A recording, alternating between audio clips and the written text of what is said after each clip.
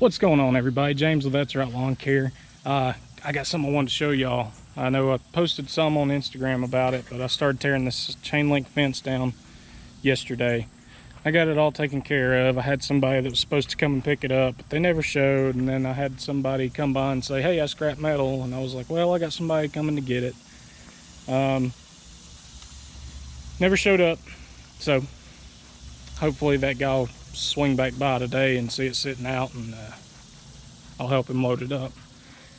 But getting ready to start on my maintenance. I've got to take these off. Had a little issue. I went ahead and cut my yard stripes.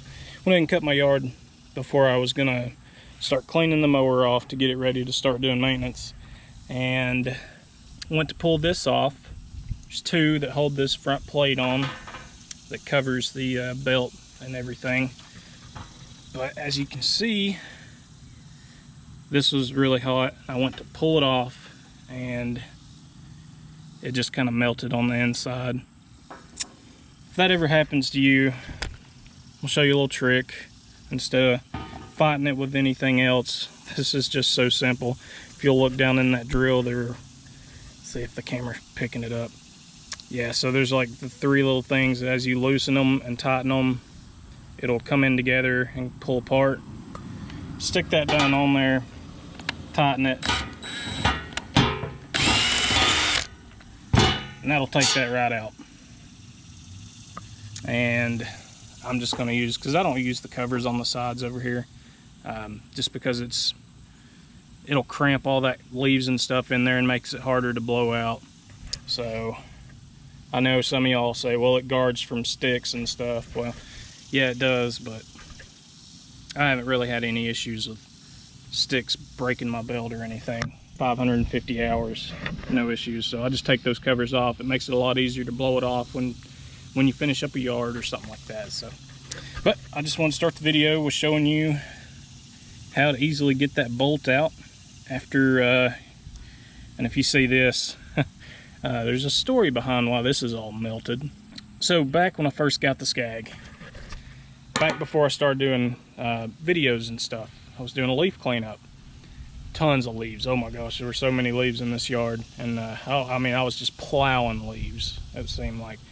So some of the leaves came up over, caught fire, and melted that little plastic piece. So it was pretty crazy, pretty scary. I mean, she didn't have maybe 30 hours on her and caught on fire like that. So it kind of freaked me out. I'm a lot more aware whenever I do leaves now that that exhaust is now in the front instead of in the back. All right, guys, first things first, we're gonna go ahead and change the oil. If you can see, I'm at 548.8. I know it's an hour, 0.2 a little early, but it's okay to do that. So I'm not gonna bore you with the oil change, but we're gonna go ahead and get this thing draining. Let's see, we leaking down there? There we go. All right, let's loosen that up. So the big part of the video today is going to be, let's see if I can get over here, this pulley right here, the bearing is out, so we are going to be replacing that. I actually bought two bearings. They're in the truck. I need to go grab them. So I asked my dealer, I said, what's the easiest way to get those out? He said, take a socket, hammer, and knock them out. So I've got a socket and a hammer on standby, and we'll let that oil drain. We're gonna take the belt off and start working on getting those bearings off. All right, guys, so what we're gonna start off with is I put a socket on there. I've got a breaker bar. I've already went ahead and did it just because it's so hard to show you how to get that belt loose one-handed, and it's just so you can't really see both things happening at once. So either way, so all I did, put that socket on there, put the breaker bar on. As you can see, as I'm pulling, it is loosening the tension on the belt. Pop the belt off over here. It's kind of why I needed both my hands to show you. So went ahead and got that loose. We're gonna start working on getting this taken off now. All right, so it's 9/16 nut on top. The bolt goes all the way through to the bottom of the deck, so I had to crawl up under there. It's a very tight fit, and wrench this off. So got it off. There's a washer, and as you can tell, there's the bearing shot. So we are going to pull that off. As you can see, the bolt is going through the bottom, probably gonna fall. There's that. And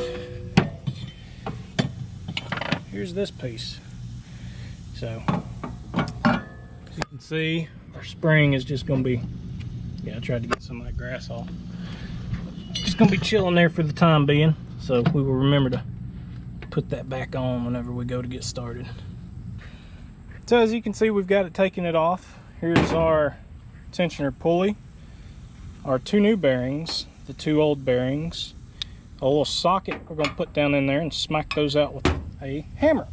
So let us get started with that.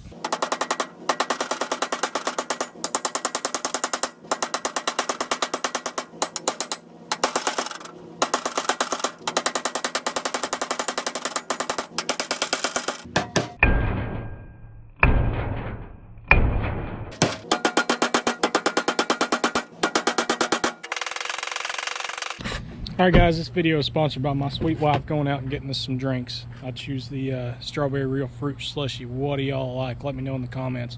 Thank you, baby. You're welcome. Well, I got it put back on there, but I couldn't get the bearings out.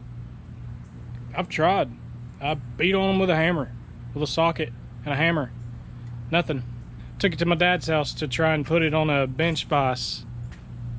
I broke his bench vise.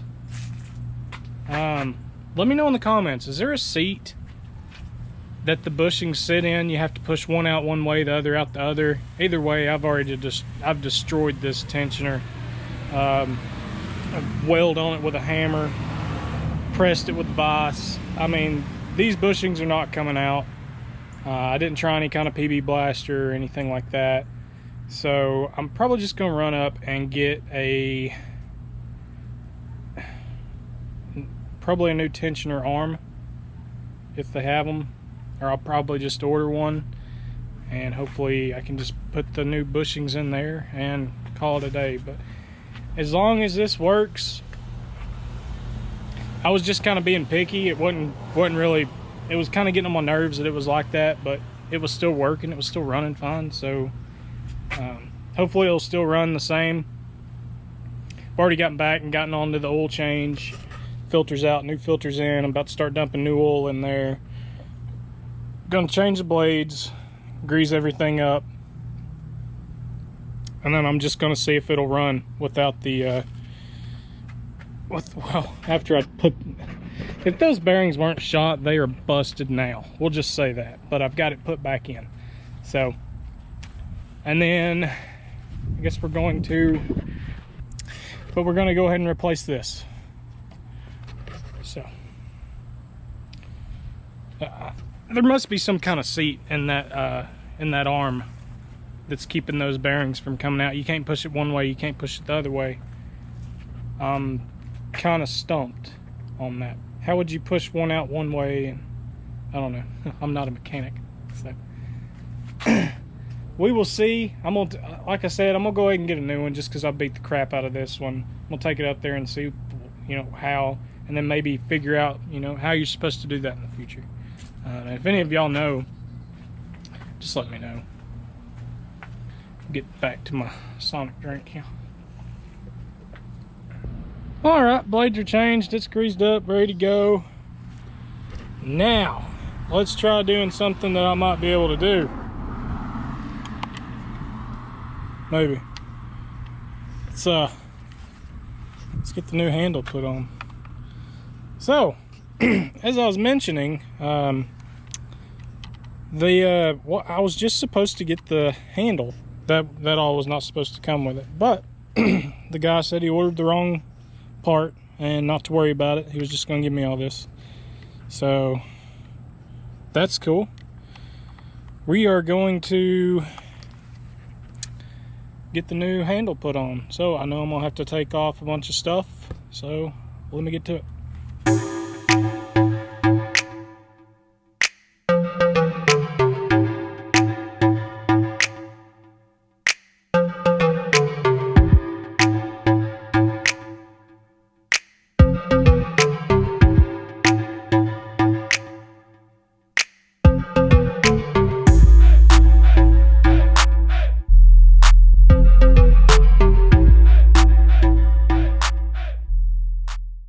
Alright guys, sorry I'm not talking so much. I'm still kind of upset about the whole bearing thing, but I've got the handle replaced. All we have to do now is hook it up, which was pretty simple when we were taking it apart. We'll just have to, oh, by the way, the tool I use is a T-handle it came with and a 10mm wrench, and that's where the 10mm came in handy. But all we have to do is hook that back up, and of course well, that's pretty easy to do, but you just gotta line that back up and get that back on there. Sorry, I'm not even holding the camera where it needs to go. Let's see here. Yeah, there we go. So as you can see, this thing has the cable that runs through it. It's got a little piece of lead on it, and this is the throttle cable. It hooks up right here, and there's like a little spring on there that keeps it where it needs to be. So of course I'm gonna have to use two hands for that, and then to tighten this back up on here. But from there you just you figure out the length it needs to be to where it's not pulling this in. So all that you just kind of do by trial and error. So with this all the way out, we'll have to loosen that up a little bit and get it down there. So from there, before we get everything tightened, I'm just going to do a check, make sure everything works, make sure this throttle linkage is correct and where it needs to be. So we're going to choke it, prime it.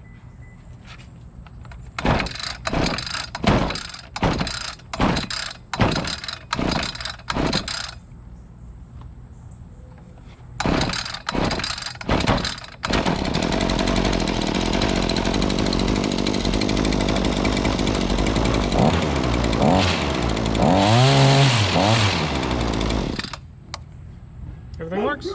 We'll tighten it up. And that was a pretty simple fix. The only tools we need was the 10mm. I actually ended up grabbing the needle nose pliers just to help me pull that throttle cable back. And then of course our T-handle that comes with our trimmer. And if you don't have one, you can go to your local dealer. This one of course has a star bit head. I'm not sure what T that is, but it gets you everything you need right there. So I'm gonna be a little picky and line everything exactly back up straight as can be, because the handle's a little crooked. Both of these handles are a little crooked, and then of course when you take this off to release it holds the cable in, it allows for your actual head unit to spin freely. So I'm gonna make sure everything's lined up and back where it needs to be, and we will be done with this. All right guys, the new handle is on. Feels good, looks good. Now it makes the other new one look old, and even the brand new PAS system, just the sun tears into this, you can see. Even with this one, you can still kind of see where it just tears into it, but it doesn't matter. I'm not worried about the color of it. If I was worried about the color of it, we would have painted these racks. I'm not too worried about it. They do their job.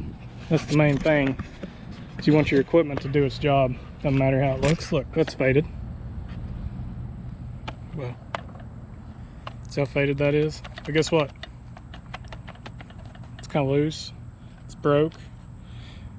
That's all I really ask out of my equipment, is for it to work. It don't have to look good. I can spray it off every now and then, whenever I feel like it. Whenever I've got the time. I've got the time to do it today, but I've been outside all day messing with the tensioner arm bearings. Pappy? No. On there, so I'm tired. I'm ready to go inside. I'm really motivated to get to work tomorrow. As I always say, Sunday's a motivational maintenance day. Still got to run and get gas. Guys, before we head out, I did make another purchase while I was up at the dealer getting my oil and everything for the oil change for the Skag.